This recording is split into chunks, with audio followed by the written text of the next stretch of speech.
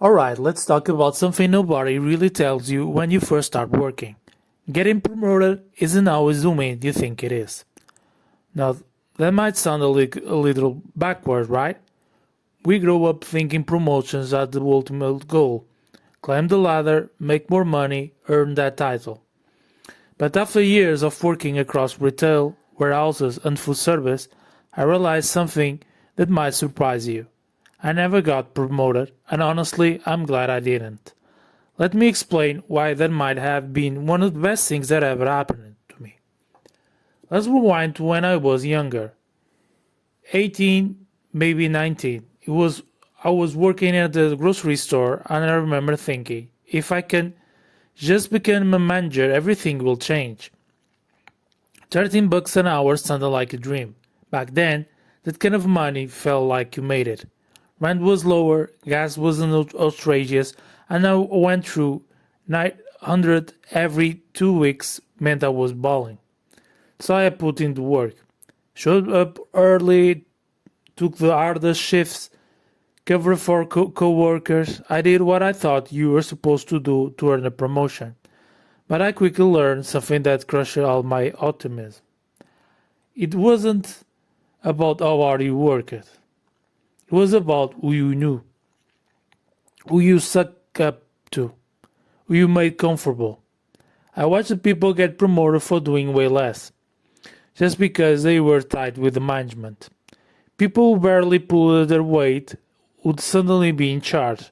Meanwhile, folks like me and others who carried the store, we stay in the same spot. It hit me hard. Effort doesn't always equal reward. And that changes how I view the entire system. That even wilder is how people change once they get promoted. One of my coworkers, cool dude, we joke around, help each other out, go bump it up to a supervisor role. Second that happened, it was like a switch flip.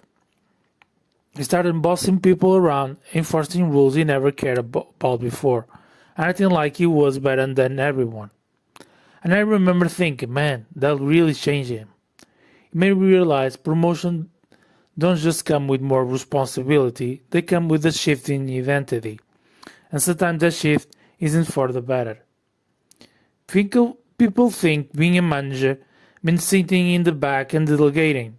But the truth is, especially in lower paying jobs, you become the go-to punching bag. Short staff, that's on you. Customer is your problem. Employee doesn't show, congratulations, you're working a double. You're not just managing tasks, you're absorbing everyone's problems. And half the time, the higher ups don't even back you up. They expect results, zero excuses, and the stress it builds up fast. At one point, I really considered grinding my way to the top, but the more I look around, the more I saw the same story. Burnout supervisors, store managers with no life outside work, people constantly on the edge, trying to meet impossible expectations, and the money? It's usually not even that much more. Maybe you make a few extra dollars an hour, but now your hours are brutal. Your mental health takes a hit, and your coworkers look at you different. That raise, it comes with a cost. During that time, I started doing YouTube on the side. I didn't know where you would go, but it was something that was mine. While everyone around me was fighting to move up inside the system, I started thinking about how I could build something outside of it. Something that didn't require me to play games, fake smiles, or burn out just to keep a title. And that shift in the mindset changed everything. Let me also say these management roles come with more drama than a high school cafeteria. You deal with gross gossip, petty co-workers trying to get you in trouble, higher-ups micromanaging you every move, and sometimes straight-up creepy or unprofessional behavior for people in position of power. At one job, I saw someone get promoted and instantly turn into a rule-obsessed control freak. At another, managers were literally getting drunk at work, covering it up, and making everyone's lives hell. These stories aren't rare, they're common. and they show that moving up isn't always moving forward. Some people chase promotions because they think that title will finally make them feel respected or stable or happy. But there's what I learned. You don't need the title to have peace. You don't need the corner office to feel free.